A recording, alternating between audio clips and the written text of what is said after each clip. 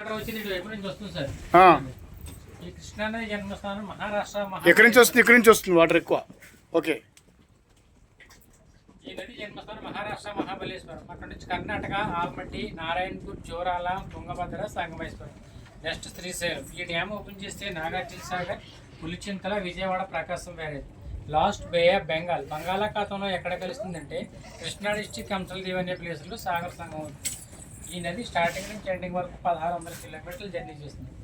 ఇంపార్టెంట్గా చెప్పేది ఏంటంటే ఈ వాటర్ వచ్చే వైపుగా బోట్ వెళ్తుంది చూడండి సార్. బోట్ వెళ్తుంది అక్కడ 16 కిలోమీటర్లు కానీ బోట్లో ప్రయాణించినట్లయితే 16 కిలోమీటర్లు అక్కమహాదేవి కేవ్స్కి వెళ్ళవచ్చండి. అక్కమహాదేవి గృహలు ఆమె కర్ణాటక ఆడబడుతుంది. దాదాపు 800 సంవత్సరాలు కదంటే 12వ శతాబ్దంలో ఈ మల్లికార్జున స్వామిని వివాహం చేసుకునే సంకల్పంతో కర్ణాటక నుంచి కాలినడక ఇంగోస్తగా నడుచుకుంటూ వచ్చి వీరశైల మతస్థురాలు ఈ స్వామి దర్శనానికి వచ్చి దాదాపు 1,00,000 సంవత్సరాల క్రితం ఏర్పడిన కేవ్స్లో కొన్ని సంవత్సరాల పాటు తపస్సు చేసిందండి. ఆమె తపస్సుకు ప్రతిరూపంగా సాక్షాత్ బ్రహ్మరాంబ మల్లికార్జున స్వామిని ప్రతి ఒక స్వయంభూ శివలింగం నిలిపించారు గృహం లోపల. శ్రీశైలంలో ఉండే లింగాన్ని జ్యోతిర్లింగం అంటాం, అది స్వయంభలింగం. శ్రీశైలంలో ఉండే లింగానికి మనము లేదా పూజారులు 50 రూపాయలు పెట్టి అభిషేకం చేస్తామండి. కానీ కేవ్స్ లోపల ఉండే శివలింగానికి ఎవరు అభిషేకం చేయరండి. ప్రకృతి సిద్ధంగా కొండలపై నుంచి ఒక్కొక్క డ్రాప్ శివలింగం మీద పడుతుంది, మీరు వెళ్ళేటప్పుడు చూడొచ్చండి. వాస్తవానికి మానవ రూపంలో పుట్టిన వాళ్ళ విగ్రహాలు గర్భగుళ్ళు ఎక్కడా పెట్టరండి. కానీ అక్కమహాదమ్మ కూడా శ్రీశైలం గర్భగుడిలో స్వామివారి కంటే ముందు పెట్టారు. మీలో ఈ రోజు కానీ ఇంతకు ముందు కానీ శ్రీశైలం గర్భగుడిలో శివలింగాన్ని తాకిన వాళ్ళు ఎవరైనా ఉన్నారండి? శివలింగాన్ని తాకడానికి వెళ్ళే వరకు అయితేనే గర్భగుళ్ళు విగ్రహాలు కనపడతాయి. వెళ్ళేటప్పుడు లెఫ్ట్లో ఒక నల్లరాదేవి విగ్రహం ఉంటుంది, ఆమె అక్కమహాదేవి. రిటర్న్లో 2 ఉంటాయి, హేమారెడ్డి మల్లమ్మ, సిద్ధిరామప్ప. వీళ్ళ ముగ్గురు కర్ణాటక చెందిన వాళ్ళే, మనకలాగా మానవ జన్మ ఎత్తిన వాళ్ళే. మనకలాంటి మానవ జన్మ ఎత్తిన వాళ్ళ విగ్రహాలను తీసుకెళ్ళి శ్రీశైలం గర్భగుడిలో స్వామివారి ముందు పెట్టారంటే వాళ్ళు ఎంత భక్తిపరులో ఒకసారి ఆలోచించుంటారు.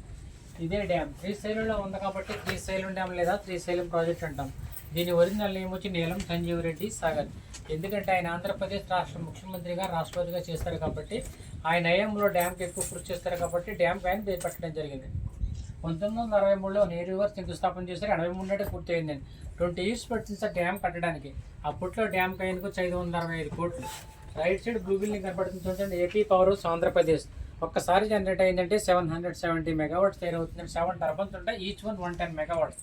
లెఫ్ట్ సైడ్ వచ్చి తెలంగాణ, హైదరాబాద్. ఒక్కసారి జనరేట్ అయిందంటే 900 మెగావాట్స్. 6 టర్బన్స్ ఉంటాయి, ఈచ్ 150 మెగావాట్స్. ఈ ఏరియాని ఇలాగానే పాతాళ గంగా అంటారు. ఎందుకంటే కాశీ నుంచి గంగా నది పాతాళం కూడా ఉద్భవించిందండి, అందుకే పాతాళ గంగాని పిలుస్తారు. ఎదొచ్చి కృష్ణా నది, ఫారెస్ట్ వచ్చి Nallamala forest. Present water level వచ్చి 800 అడుగులు ఉందండి. చెట్లు మొదల దాకా బోర్డర్ కనిపిస్తుంది కదండి, అక్కడ దాకా వస్తే 885 అడుగులు డ్యామ్ ఫుల్ స్టోరేజ్. అంతకు మించి అదనంగా వస్తే గేట్లో మించి వాటర్ బయటకు పంపిస్తారండి. ఇక్కడ చూడడానికి వాటర్ గ్రీన్ కలర్లో కనిపిస్తుంది కదండి. కారణం ఏంటంటే చంద్రగుప్తుడు అనే మహారాజు తన కూతురు శాపం చేత నీటిడుగున పచ్చలబండ అయినాడంటండి. కూతురు తండ్రిని చెప్పించిందంటే పలానా పాతాళ గంగలో పచ్చలబండగా మారమని. అందుకే వాటర్ ఇక్కడ గ్రీన్ కలర్లో ఉంటుంది. చేతిలో తీసుకున్న వాటర్ బాటిల్లో పెట్టుకున్న డ్యామ్ బయటకు వెళ్ళి మీరు వైట్గా ఉంటుంది.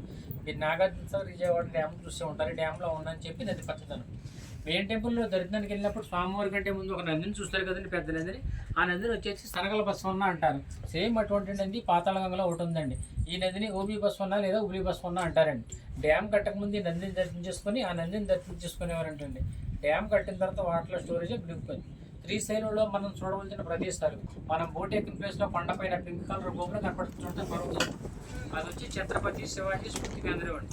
ఆయన 16వ శతాబ్దంలో యుద్ధంలో తన సైన్యంలో బలం సాలక మనస్తాపం చెంది అమ్మవారి శక్తి కోసం ప్రదేశంలో కొంతకాలం తపస్సు చేస్తారండి. ఆయన గుర్తింపు పూజను ఏర్పాటు చేస్తారని చరిత్ర అంతా అందులో ఉంటుంది. మెయిన్ టెంపుల్ బ్యాక్ సైడ్ 5 నిమిషాలు వెళ్ళచ్చు. అక్కడ నుంచి 1 కిలోమీటర్ ముందుకు వెళ్తే హేమారెడ్డి మల్లమ్మ కన్నిటి టెంపుల్ ఉంటుందండి. అమ్మవారి కన్నిటి ఇప్పటికీ వస్తూనే ఉందండి. పురోహితులు మనం తీర్థంగా ఇస్తారు. నెక్స్ట్ చెక్ పోస్ట్ దాటిన తర్వాత సాక్షి గణపతి, పాలధార, పంచదార, అటకేశ్వరం, శిఖరం, నెక్స్ట్ డ్యామ్. శ్రీశైలం నుంచి 22 కిలోమీటర్ లాంగ్ జర్నీ తీసుకున్నట్లయితే ఇష్టకామేశ్వరి టెంపుల్ అని ఉంటుందండి. భారతదేశంలో కల్లా ఒకే ఒక టెంపుల్, అది శ్రీశైలం నల్లమల్ల ఫారెస్ట్లో. అక్కడ విశిష్టత ఏంటంటే వెళ్ళిన ప్రతి భక్తుడు అమ్మవారి నుదుటిన ఒక రాతికి బొట్టు పెట్టేటప్పుడు మన మానవ నుదుటిని బొట్టు పెట్టుకుంటే మన స్పర్శ ఎంత మెత్తగా తగులుతుందో ఆ వీల్స్ అయితే కనపడతాయి. ఎంతటి పవిత్రమైన ప్లేస్ అయితే ఆ విధంగా కలుగుతుందో ఒకసారి ఆలోచించండి. మన ఇష్టాలు నెరవేరుతుంది కాబట్టి ఇష్టకామేశ్వర అమ్మవారిని పిలుస్తారండి. మీరు అక్కడికి వెళ్ళాలనుకుంటే వెళ్ళేదాము శిఖరం దగ్గర వన్ డే ఒక రోజు ముందుగా టికెట్ బుక్ చేసుకుని మనిషికి 1000 రూపాయలు ఛార్జ్ చేస్తారు. వాళ్ళకి కమాండర్ వెహికల్ మీద తీసుకొస్తారు. మీరు ఎన్నో వందల వేలు ఖర్చు పెట్టుకుని శ్రీశైలం వస్తారు సార్. కుదిరితే స్వామి దర్శనం, లడ్డు ప్రసాదాలు ఇలా బోటింగ్ చేస్తారు.